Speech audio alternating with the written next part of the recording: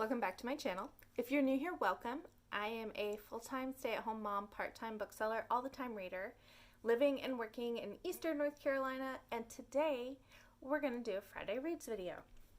So the last time I talked to you, I wrapped up September reads, so today we're going to start talking about October reads, which is exciting because it's my birthday month. It's my favorite month of books. There have been a lot of books already coming out. You'll probably get a haul video soon from me, and it's going to be massive. But so far in this month, I have read 5 books, or I have completed 5 books. So let's talk about those. The first one was We Hunt the Flame by Hafsa Faizal. This is nominated for the 2020 Ignite Awards, which are happening on the 17th of October. And this one is a speculative fantasy based on ancient Arabia. So this is the story of Zafira. She is a hunter, and she's known as the Hunter. And she's disguised herself as a man and goes into this dark, encroaching wood that is slowly wiping out her region. And so she's the only one who can go in and come out unscathed. Her father, before the events of this book, trained her on how to hunt, and then one day he came back out of the wood and he had been changed, and he was kind of evil. And so she's the only one who can do it, but she lives under the rule of the Caliphate and the Sultan, and they have decreed that women can't do anything. There's a lot of talk about forced marriages and women being removed from positions of power. And so she is given a quest by this mysterious gray lady to go to an island to find the keys to restore magic. Magic has been taken from her world, and the only person who has access to it is the Sultan, and he is evil. We also follow the son of the Sultan, and he is also sent on a quest by his father. He is not necessarily an evil dude, but his father uses him as an assassin. And so he has been sent by his father to kill the hunter after the hunter leads him to the keys of magic. And so you're following Zafira and a friend of hers from her village who's in love with her, of course. And they're going on this quest, and then you're following the prince and his, you're following the prince and a military companion, and they're going on the same quest, and they come together pretty early in the book and continue on, and it's a lot of who's going to betray who's going to fall in love with who's going to die, because there are some deaths. This was very different than a lot of books that you're seeing right now in YA fantasy, and that was awesome. It got a lot of buzz back when it came out in the first quarter of the year, and I just never got around to reading it, so I was very excited to finally have an excuse to pick it up. The ending is not satisfying. I mean, it has an ending, but it's definitely setting up for the next book, and I'm really looking forward to it. So that was We Hunt the Flame by Hafsa Faizal. And then the next book I finished was Solutions and Other Problems by Ali Brosh. This is her most recent book. It is huge. It is heavy.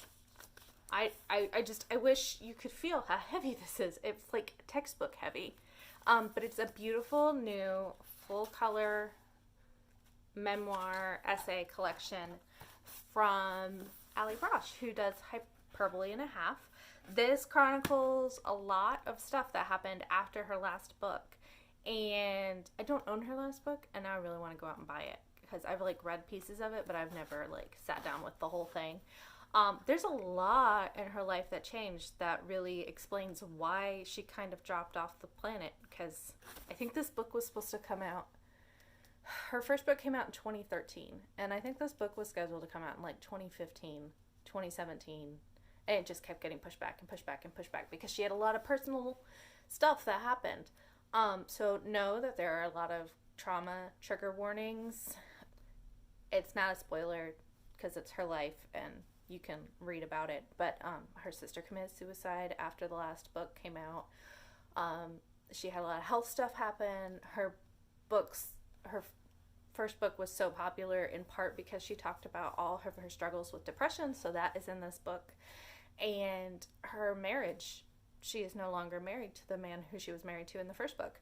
So it was really interesting to read this, having not really paid attention, because she hasn't been a big active force on the internet in a while. So I really enjoyed it. I gave it 5 stars. It is wonderful.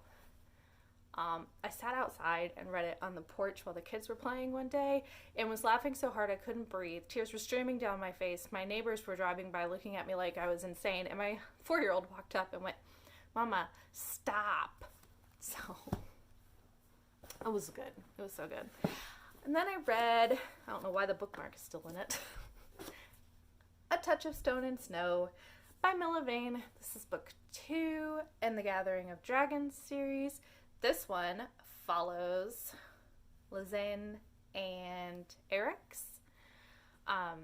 He is a bastard prince from the Northern Realms, and she has been banished from the Northern Realms. She was a soldier, and so she is in exile, traveling, protecting travelers on the road, and drinking a lot to drive away her memories of him, because they were childhood best friends and pledged their love to one another before her exile.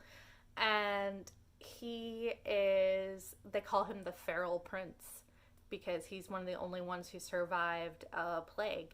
And he is on a quest to, in the first book, you learn a lot about alliances that are being built to protect from the Destroyer, which is something clearly Milla is building towards. And so he is on the road to try to form an alliance, and they run into one another and things happen.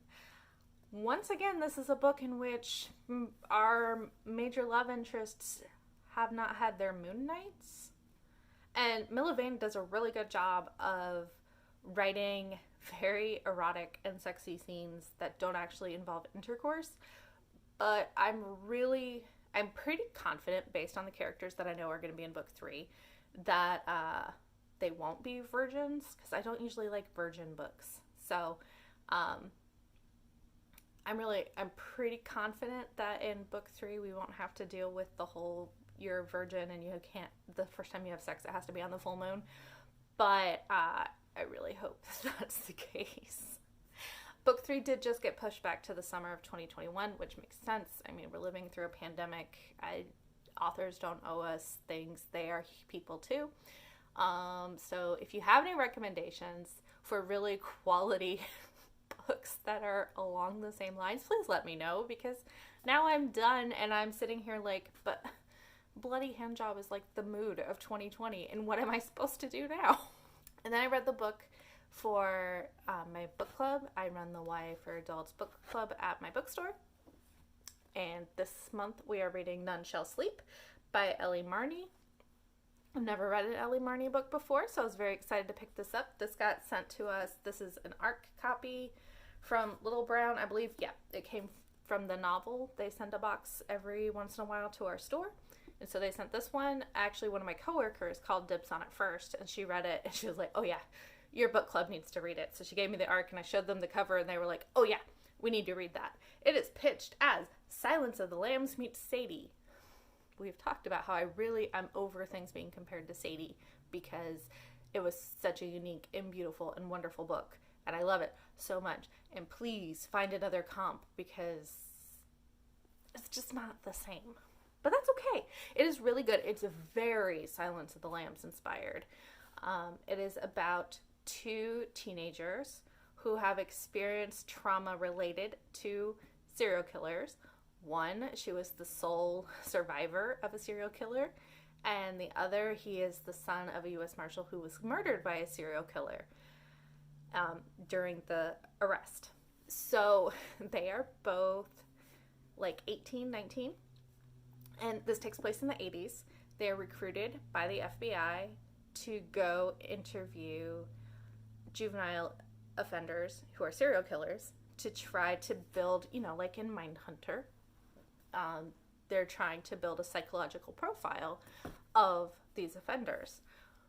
Well, pretty quickly, they figure out that what they're doing is also influenced by an active serial case, and they get sent to interview someone who is a savant, who knows more, like, seems to know more about what is happening and has insight into the case because they can't find the murderer.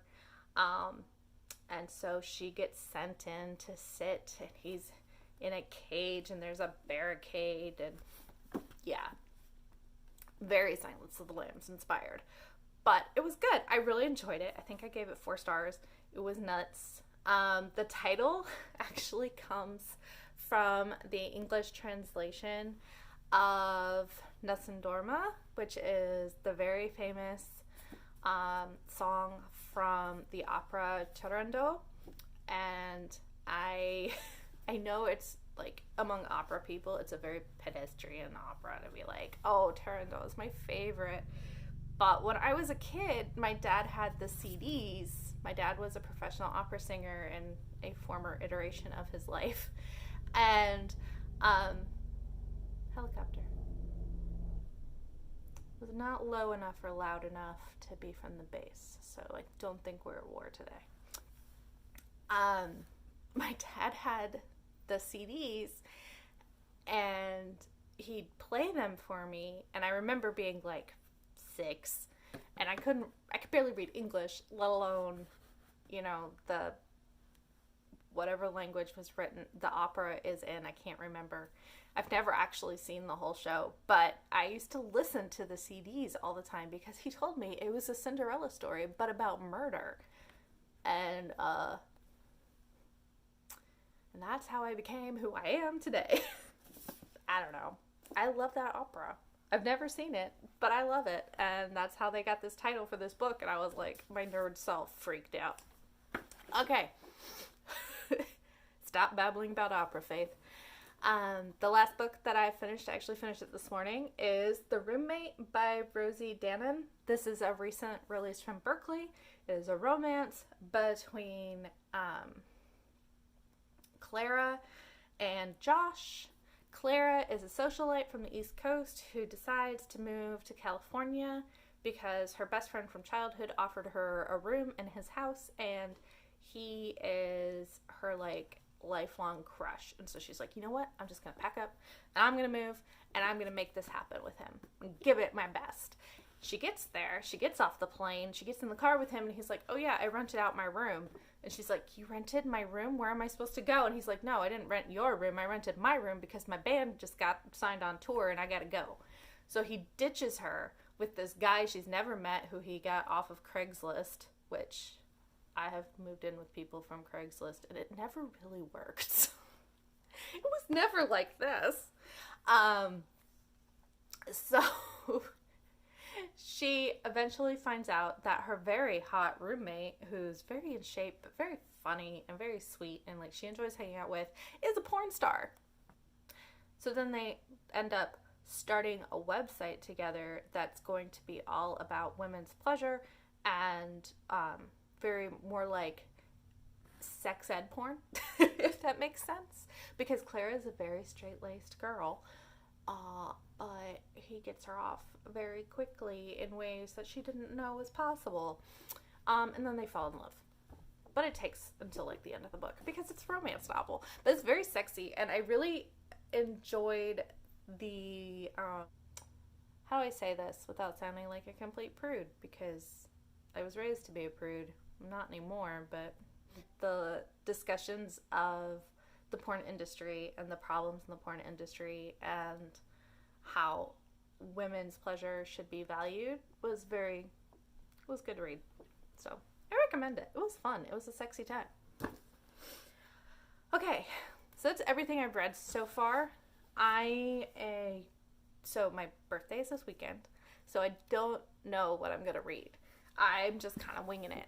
I'm letting myself mood read. My husband is like, yeah, you can take the whole day. I have a little couch in our bedroom, and I'm just going to make myself some coffee and I told him all I wanted was a cookie cake, and I'm just going to sit in my room and eat cookie cake and drink coffee and read books. So I have some romance novels. These are all new releases except for The Unhoneymooners, which I know I never read, but we're reading it for book club next month, so I have to read it this month anyway. So I have those. I have 2 graphic novels, Check Please Volume 2 and Fangirl Volume 1. Finally here. Happy birthday to me. I'm in the middle of, I'm like a quarter of the way through the audiobook for Black Sun by Rebecca Roanhorse. This comes out on the 13th.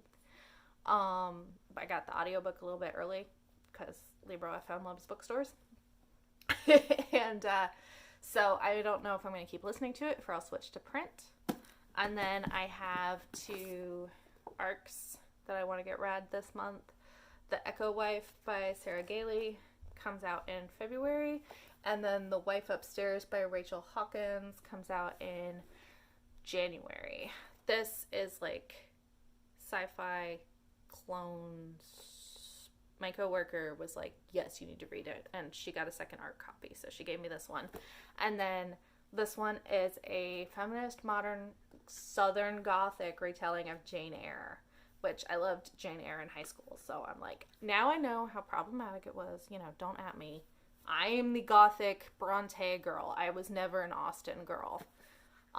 So I'm very excited to read this one. So that's it from me. I hope you guys have had a good week. I hope you have a really fun weekend reading whatever it is you want to read. Let me know down below if you're excited to read anything. If you think I should prioritize something in this romance stack, because I'm definitely going to read one of them. I've got The Unhoneymooners and Inna Holidays from Christina Lauren, Mistletoe and Mr. Right by Sarah Morgenthaler, which is the next one in the Moose Rings Alaska series. And then Spoiler Alert by Olivia Dade, which I'm very excited about. So if you have any recommendations on what I should start with, please let me know. Otherwise, like, comment, subscribe. Bye, y'all.